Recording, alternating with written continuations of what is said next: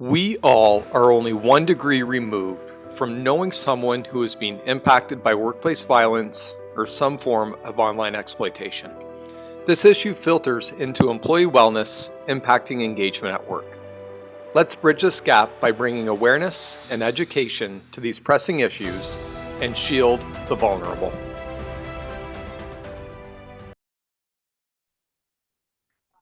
Welcome back, everyone, to Shield the Vulnerable.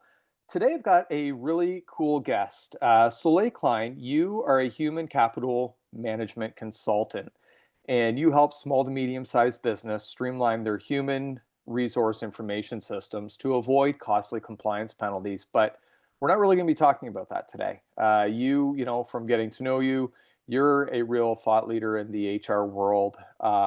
And I know, again, specific to those human resource information systems. But when you and I first spoke, we talked a lot about training with regards to topics of human trafficking and workplace violence in the corporate world and what organizations can be doing. So that's kind of the direction that we're going to be headed here today when we talk. So welcome and thank you for being here, Soleil. Thank you for inviting me, Dave. I'm thrilled to be on. Yeah, well, you just told me that you've done like 3 podcasts here in like the last short little while. So you're pretty much a seasoned vet at this now. You're actually my third one, so Yeah, I'm getting better and better, but it's been very good, and I'm very excited to be on your show.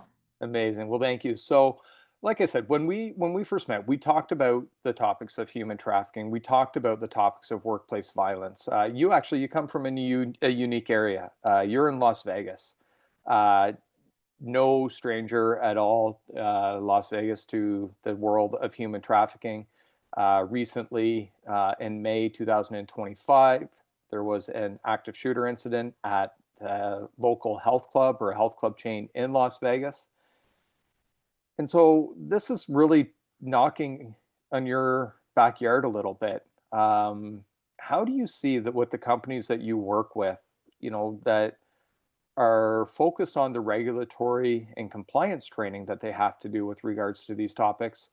What do you think around from a non-regulatory, non-compliance point of view, the importance and level that these topics bring and contribute overall to employee wellness and employee engagement? Well, you definitely bring up an excellent point. Right now you do have some states that are definitely following that path of making it to be a compliant issue.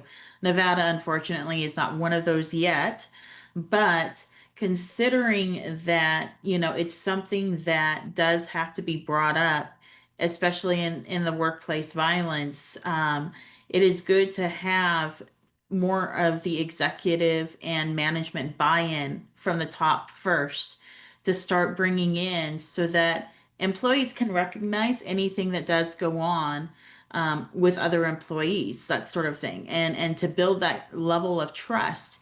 Human resources, people kind of look at as, oh no, I'm in trouble with HR or that sort of thing. It's always been that thing over the years. But honestly, where when I did HR for many years, we called it people services because we are advocates for the employee. So in offering, being able to offer the training and just being able to educate employees from the top down on what to do or what to look for to recognize something, if it were to happen, would definitely improve that culture. Yeah. One thing that's interesting to me, and this is, you help organizations avoid costly compliance penalties. Hmm. And I've recently been talking to other colleagues in the training world that provide HR related workplace violence training when it comes to compliance. And what they're finding though is a lot of employers are saying, we need this training to be shorter. We need it to be faster. I can't have my employees spending 30, 45 minutes on a course. They got to be able to get this information, like the bare bones, 10, 15 minutes. Hmm. And I pushed back a little bit. I mean, to me, any level of training is better than nothing.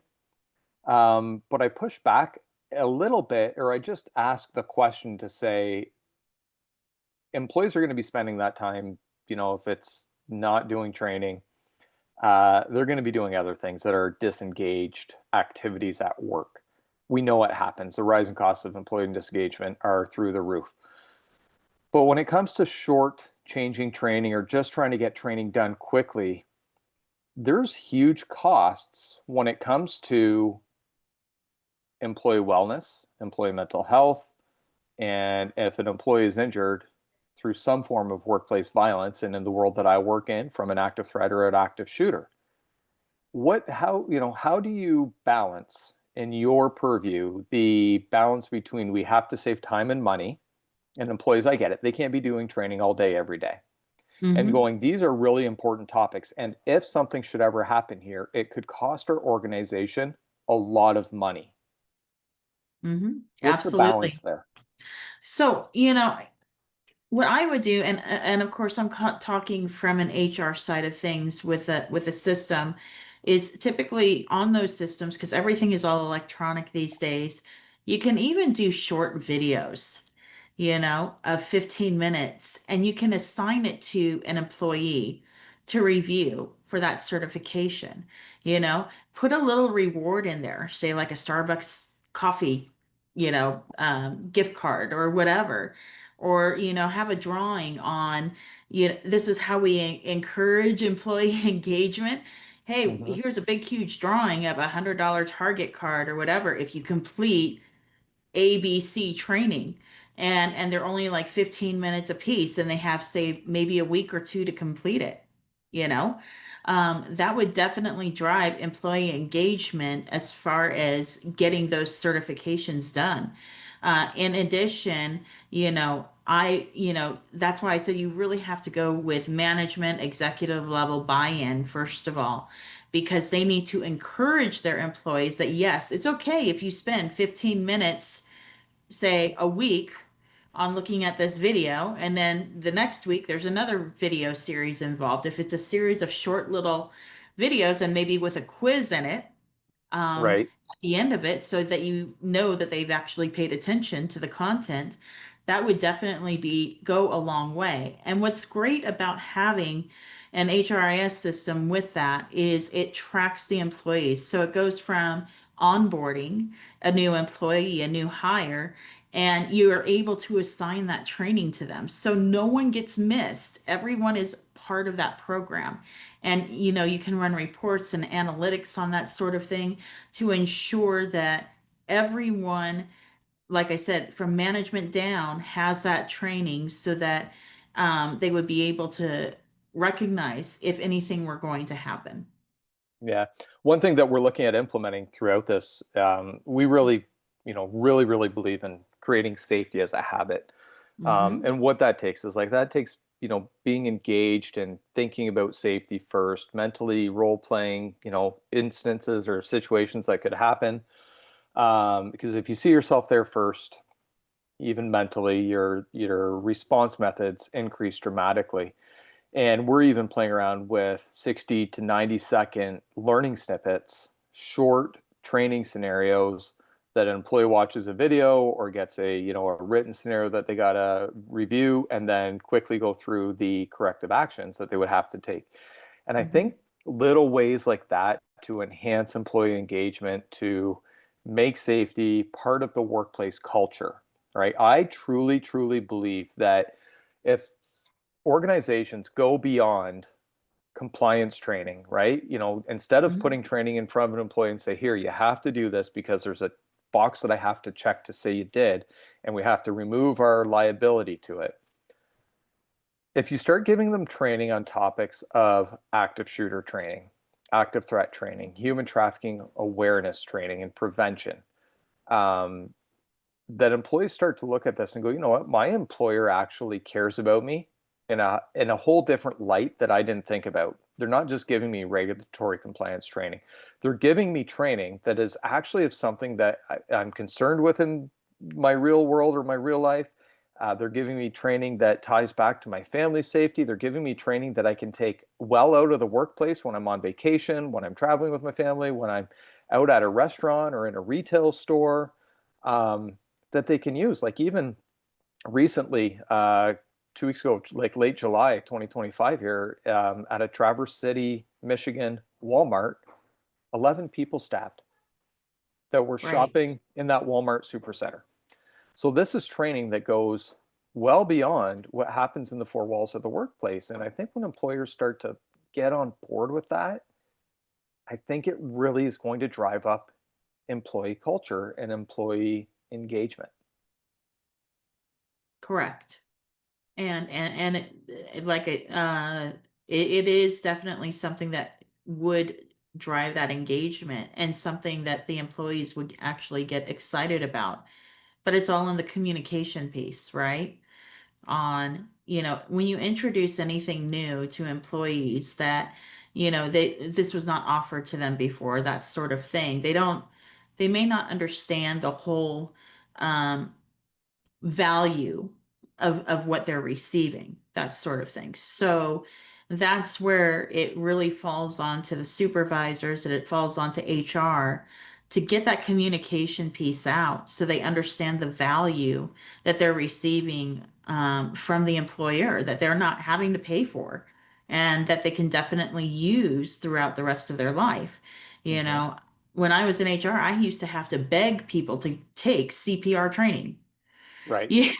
So, and you can take that anywhere. This can affect, say you have your husband that has a heart attack and you got the CPR training, you can actually save a life, right? You Right. know, and it's getting that buy-in and getting that education. It's like, okay, another year for certification of CPR. And same thing with your courses is you have to be able to communicate the value of having that knowledge. Right. One guy I had here as a guest on my podcast, Adam Hickman. Um, he works for Partners Financial Credit. Um, they're a derivative of Disney, and they're Mhm. a financial credit union.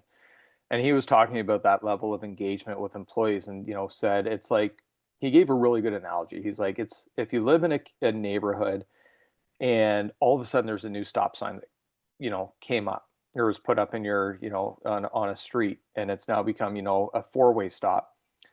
He's like, if you just put up the stop sign and you just now tell people, well, you got to stop here, he's like, you're forcing that buy-in.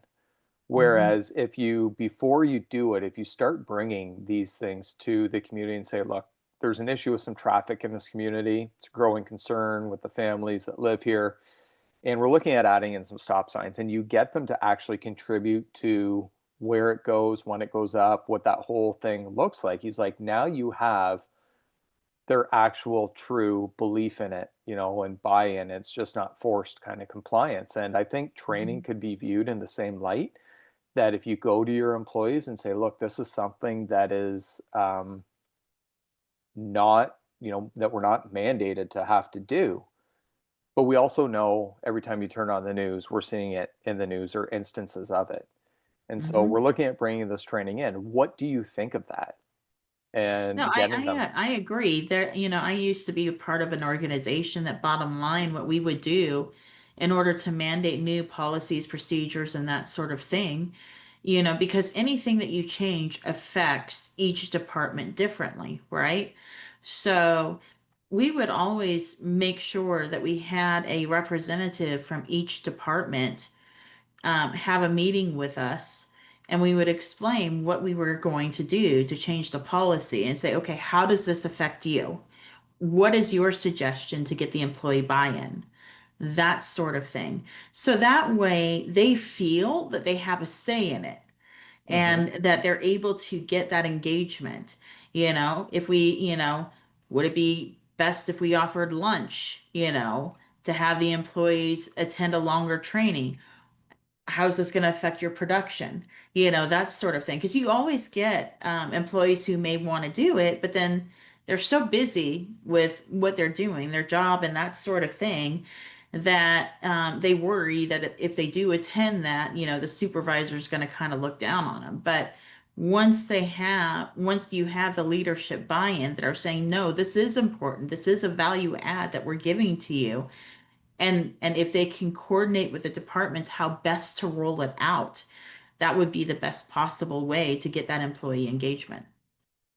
Makes total sense doing that, right? Mhm. And getting that, especially when you're getting your middle level managers to help contribute to that, and then to help, Mhm. share and spread that over all of your years in HR and the companies you've worked with. What are some of the greatest methods of leadership, that you've seen organizations really pour into, that have worked really, really well?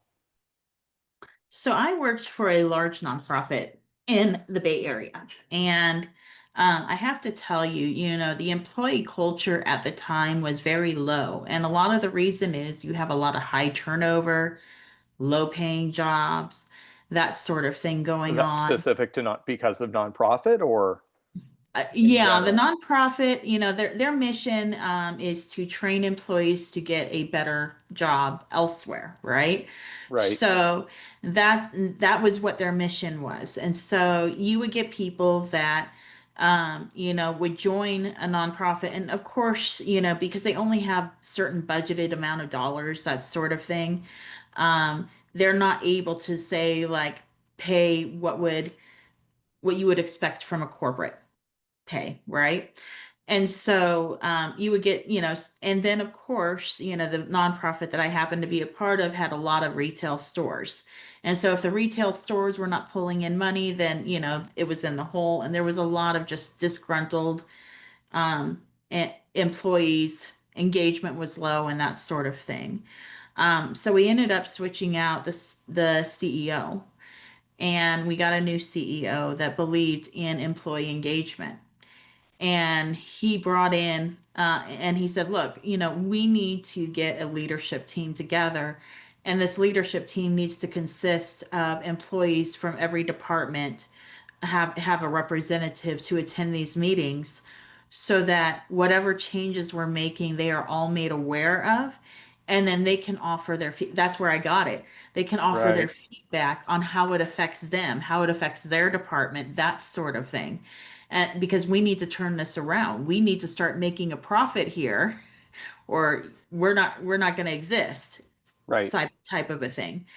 And as a result of that, and putting the power back to the employees to where they were able to engage and able to have a say in anything from performance management to training to, you name it, employee engagement, they all had a say. And it was the most fruitful, shall we say, engagement, because our profits shot up because we did get that employee buy-in. People wanted to show up for work. People wanted to do their job. They wanted to do it well so that they could get that promotion within the company, that sort of a thing. Things turned around. The culture turned around. How And quickly does it turn around? Because I know, like, I've seen this happen before in workplaces mhm, where they, things aren't going as they should be. And mhm, then, somebody comes in with a new idea and the idea falters. And then somebody else has an idea and the idea falters. How mhm. long does that cultural turnaround really truly take to get that true buy-in? And I'm sure, like, with it too, like, sometimes through that, you have to get rid of some dead weight, or, Right, uh, right. people who are poisonous to that environment. That's exactly it. And so pretty much it took about a year Okay. for that organization. And we're talking about, an organization that had approximately at the time 350, 400 employees. Wow. Okay. And yes, you're right. There were those tough conversations that we had to have, in particular with some supervisors or some employees, that sort of thing. And said, look, this we're growing, and I understand your feedback, but this is the direction we need to go, and you're either on board or, you know, you're gonna have to figure out what you see is best for you, right? Right. We don't want to have those conversations, but being able to have that cultural shift, which is what we wanted. We went from 350 to 400 employees to over 700. Amazing. Because And of we how much your opened, profits grew and you were able to continue to profits grow. grew, and we opened three new stores. So That's how employee engagement can really help a corporation, you know. Same methods And from nonprofit to profit organizations. Same. right, straight across the board, and because of that training, even the training that I received, I take that with me on how I train my teams. Yeah, and so that's where you learn and you engage. And so kind of like with your active shooter, active threat, you can take that anywhere. Hmm. You can take that at home, church.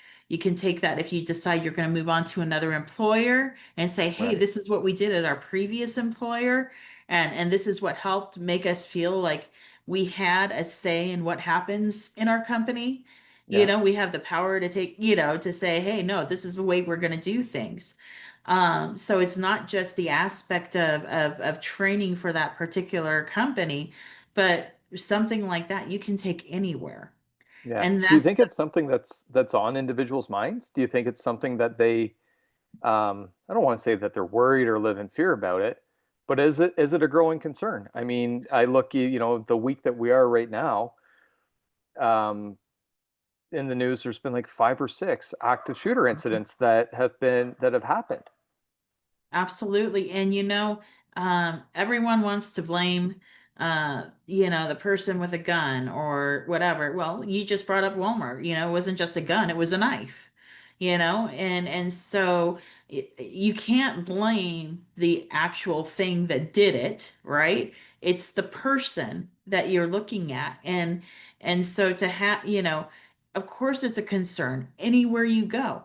Even here in Vegas, you have to be careful. Women have to be careful when they go shopping, make sure that they are aware of who is around them when they're in a parking lot.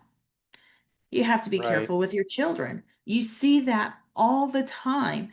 And Vegas is one of the biggest hubs for that, human trafficking.